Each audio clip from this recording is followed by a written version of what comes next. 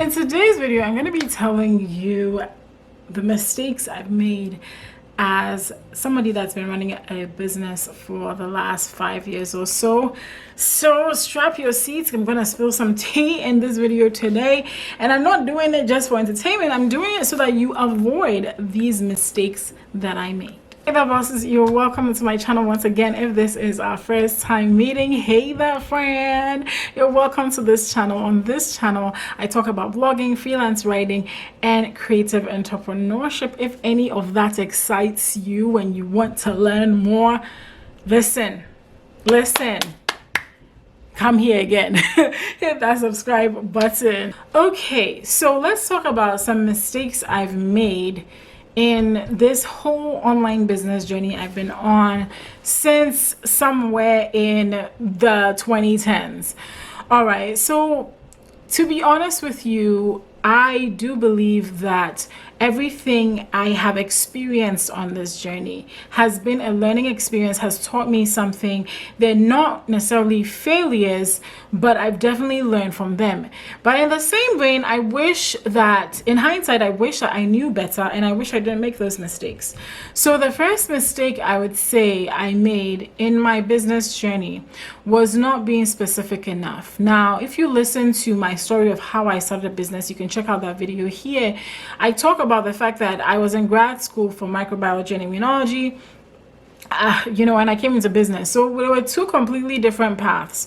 And so I had to learn and make a lot of mistakes before I finally landed where I am and how you see me today.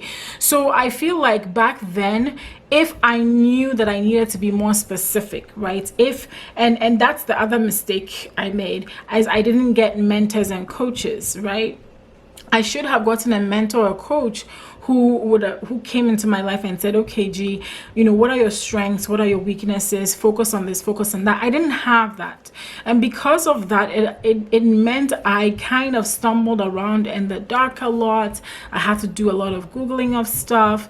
I learned a lot also through just buying courses and buying books. But I feel like if I had had somebody to give me a step-by-step direct path of what to do, a good coach or mentor, that I could have skipped all of that and simply gone to the place where I was seriously a business owner and making money. And one of the turning points that really came in my business was in 2015, when I first became a social media manager, started making over $1,000 a month from my side business. And then again in 2017, I bought a course that had to do with freelance writing, and then I jumped into freelance writing. These were turning points for me. In 2015, I would say that that was the point where I made more money, because up until that point, I had been blogging for about 3 years. I had been blogging on my then current blog for a year. So I knew the ropes, right? I knew the ropes, but still I didn't know a whole lot. But I did what I could with what I had and started a business that started making me money. In 2017, I invested in a course, and that changed the trajectory of my business. So I really do believe that having a course or a mentor or a coach who gives you direction in the beginning so that you have a blueprint to follow is so crucial. Or else, there's a lot of free content out there, and I'm not saying that free content is not great. That's why on this channel I've dedicated myself to talking about freelance writing and blogging and creative entrepreneurship. Now, people come here because of freelance. Some of my most viewed videos are the ones on freelance writing. So there is some kind of, and I try to give you guys great advice. So there is that, you can gain a lot from free content. I've done a lot of things off of free content, but over time, I learned that in order to grow, in order to move on to the next level I wanted to get to, I really did have to sit down and intentionally think, which path am I trying to be on? Am I trying to sell things on Amazon? Am I trying to write books? Am I trying to be a freelancer? What am I doing? And having that clarity, that's the next mistake, is a lack of clarity. Okay, a lack of clarity. So I've mentioned two mistakes already: a lack of just direction in general, not having mentors and coaches, and then this lack of clarity. It took me a long time to be clear on even who my audience was. Now I'm sure of that, but back then, even though I knew that I was supposed to like have an audience I serve, it just was like all over my head. All like I was like, okay, maybe I should just so I just created content, any kind of content, and put it out there. And I find that when you do that, so if you're just a content creator for content creation's sake, that's different. You can do whatever it is that you want to do. But if you want your content to be tied to a business and it promoting a business, then you absolutely have to be intentional about the content you create. So for instance, on this channel, if you look in the description box below, you'll see links to my books, links to my courses, links to how to work with me as a coach. Okay, these are all really tied to what I talk about, because on this one I talk about freelance writing, I talk about blogging, I talk about creative entrepreneurship. So if anybody wanted to be in that space of writing for a living, I'm a good person to talk to about that. And if you wanted to take this further, this relationship further, then you would check those out. But if like I came on here and every single day I had a different video, like today I post on how I sold things on Amazon, then tomorrow, and if you look at the earlier part of my channel, I'm not shy to say it was kind of scattered. I was all over the place. Even up until maybe a year and a half ago, I was kind of a little bit all over the place because I talked about social media. I did a video on Pinterest. Like there were so many things I was trying to do.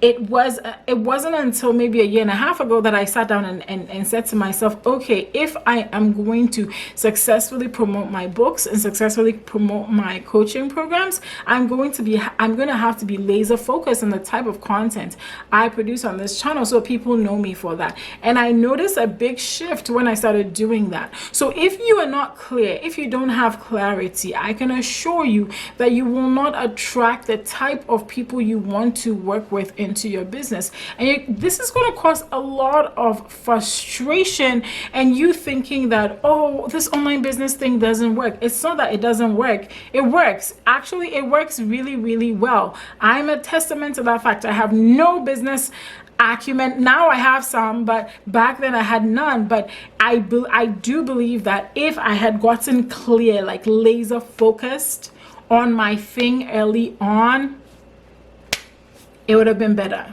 Another mistake, another thing, I don't even know if this is a mistake. I think it's just a thing to think about, is that people forget, and I forgot, and I sometimes still forget, that business is a long game. It really is, especially if you are a content creator who also has a business attached to it. Content creation is a long game, okay?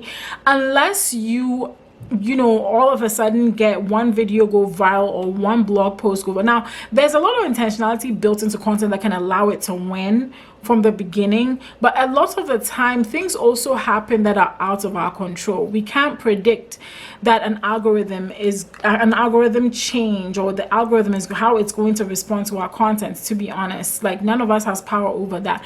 But of course, there's certain rules that if you follow consistently over time, things do begin to pick up and snowball and grow. Now, I wish I realized that earlier, because it would have caused me to not have as many headaches as I've had. Another mistake I've made is comparison.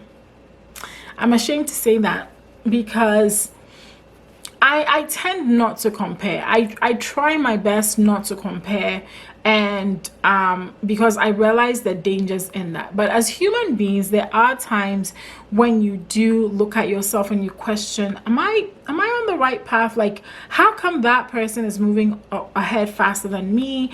How come we all started at the same time, but they seem to be getting a whole lot more traction? And it goes back to what I discussed before, right? It goes back to, did they come into the game with a mentor or coach already? If they did, then they're about 2 or 3 years ahead of you. And that's what I've learned as I've gone along, is that if I had had a business coach, if I had had somebody show me the ropes, I didn't even know that this was a thing. But if I had had somebody show me the ropes, I wouldn't have wasted as much time. So you may see somebody you start, YouTube with, and then all of a sudden they're shooting ahead, they're going ahead, they're moving ahead.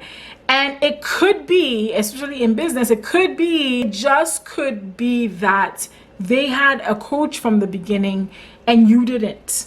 And so because of that, they had more clarity, they knew who they were serving. And so they started with a slate that was already had a runway, whereas you kind of had engine failures. You kind of had engine failures before you took off the runway. Like they're different paths. So that is why comparing is a very difficult thing, because you don't know what is behind the scenes of somebody else's business, of how much help they have, of even little things like I see people here on YouTube, and let's say they are still young people who live in their parents' home, so they're not paying rent, they don't have a child, they don't have a spouse, so they don't have those life responsibilities. That's their life, right? There's nothing wrong with that. Living in your mom's house to save money and all that. Do you. But then for somebody who may have the opposite, right, of I don't live in my mom's house, I'm taking care of my family, I have a child, I have a spouse, that's a different dynamic. And so I cannot, and it is absolutely wrong for me to compare myself to that other person who does have certain luxuries just based on the fact that this is where they are in life, and therefore they can afford to do certain things, and they can afford to record all night and sleep in a little bit, and maybe you don't have that opportunity. So our life circumstances, the resources that we have available to us as business owners, all of these really play into how successful people end up being. And if you make the mistake of comparing, my goodness, it is going to make you miserable. I know that it's something that I've been through before. And child, you don't want to do that. This mistake, okay, it's tied to some of the things I said earlier, but I want you to pay attention. Avoid the fear of missing out and experience the joy of missing out. If you can get this early on, my friend, you will win. Again, this comes back to having clear direction and having a purpose, a direction with where you want to go with your business. When you listen to podcasts, right, and you watch YouTube videos, you can get the sense that, e-commerce is the way to go, or starting a Facebook ads agency is the way to go, or writing a book is the way to go, or speaking is the way to go, or this is the way to go. And you can have so many directions and visions of what you want to do with your business life. And we have to be absolutely careful of that, just because it really can sink your boat.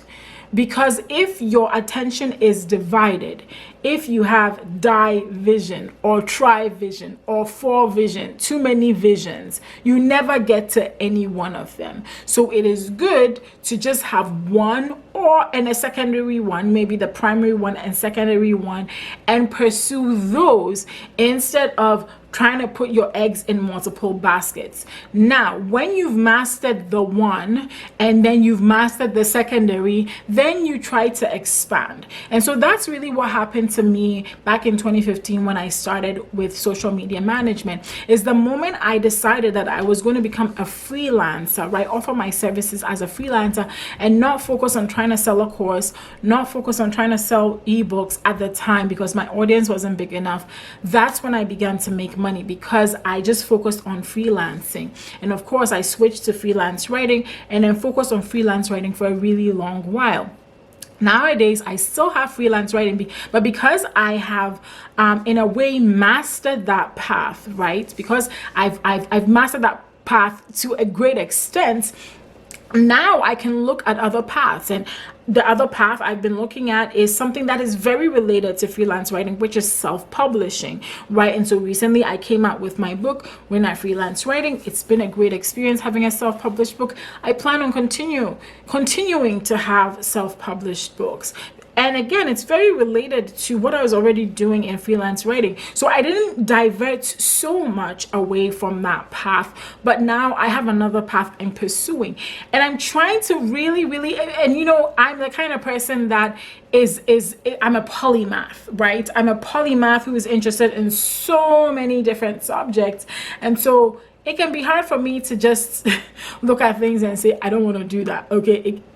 It's hard, okay? It's hard, but it's necessary. And it really is absolutely necessary for me to get where I'm going to get. So those are the mistakes I've made on my journey as a business owner. Let me know in the comments below which of these mistakes resonated with you the most. Don't tell me you're making them, just say it resonated with you. And if you like this video, make sure to give it a thumbs up.